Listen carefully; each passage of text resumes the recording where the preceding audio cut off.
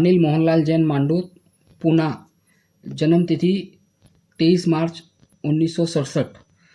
मेरा विषय है पर्युषण पर्व का महत्व। पर्युषण पर्व हमारे लिए सर्व पर्व से ऊपर उठकर महापर्व है।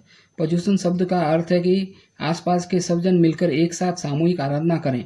ये पर्युषण पर्व जीवन शुद्धि का दिवसीय शिविर है, इसलिए इस पर्व में हमें जीवन मूल्यों का सम्मान और आचरण करना होता है। यह अध्यात्मक शिविर है।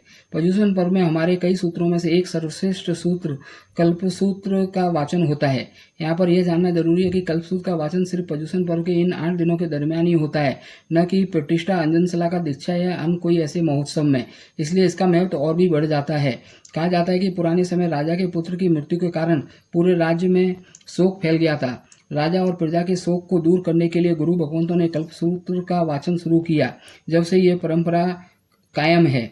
पर्युषण पर्व के दरमियान हमें श्रावक के 5 कर्तव्य बताए जाते हैं, लेकिन समय की मर्यादा के कारण मैं यहाँ पर 2 कर्तव्यों के बारे में विस्तार से बताना चाहूँगा। उसमें से मेरे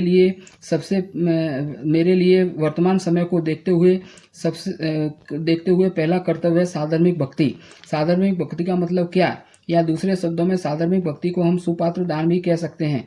आजकल कोरोना महामारी के कारण जो परिस्थितियाँ बन रही है, उसमें साधर्मिक भक्ति का बहुत महत्व है। दान देना ही केवल महत्वपूर्ण नहीं है, उस व्यक्ति को देना महत्वपूर्ण है जिससे हमारे सहयोग की हकीकत में ज़रूरत है। हमें ऐसे जो उस खेत में तो और पानी डालने के लिए आतुर रहते हैं, जो पहले से ही अधिक पानी के आ जाने के कारण सड़ने लगा है। पानी दें सूखे खेत में, सहयोग दें ज़रूरतमंद पात्र में। इस कोरोना महामारी के कारण हमारे कई साधर्मिक भाइयों का व्यापार चला गया है, या कईयों को नौकरी जाने की वजह से आर्थिक संकट झेलना पड़ रहा है। और हमारे समाज का यह दुर्भाग्य भी है कि हम किसी सरकारी मदद के नियमों में भी नहीं बैठते हैं।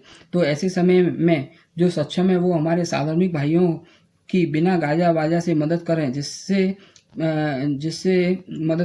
करने वालों को साधर्मिक भक्ति के पुण्य का लाभ प्राप्त होगा। मेरे लिए दूसरा अहम कर्तव्य है क्षमापना। क्षमा मांगना यानी क्या, हमारे द्वारा किसी के प्रति कुछ भी गलत हो गया हो और उससे उसको तकलीफ पहुंची हो या नुकसान हुआ हो, तो हम उससे हमारे द्वारा की गई गलती की माफ़ी मांगते हैं, उसके समक्ष अपनी भूल स्वीकार करते हैं, उसको क्षमा कहते हैं। दूसरा भी सब कुछ भूलकर हमारे प्रति सामान्य हो जाता है, माफ़ कर देता है, उसे क्षमापना कहते हैं। लेकिन आजकल क्षमापना एक औपचारिकता या फैशन बन गया है। प्रतिक्रमण करने के बाद मोबाइल से व्हाट्सएप के जरिए हाथ जोड़े हुए फोटो भेज दो, बस हो गई क्षमापना। ऐसा नहीं करना चाहिए। इसका सबसे बड़ा दृष्टांत भगवान महावीर द्वारा चंड कौशिक को क्षमा करना व उपदेश देना है, जिसके कारण चंड कौशिका का भव सुधर गया। जिस किसी के साथ आपके मनमुटाव या कोई झगड़ा है, उसके सामने नम्रता से गीली आंखों से घटना का विवरण देते हुए हाथ जोड़कर क्षमा मांगिए, तो आगे वाला भी ये दृश्य देखकर पिघल जाए, आपको माफ़ कर दे और पहले जैसे रिश्ते कायम हो जाए, तो समझे कि आप अपना कर्तव्य निभाने में सफल हुए।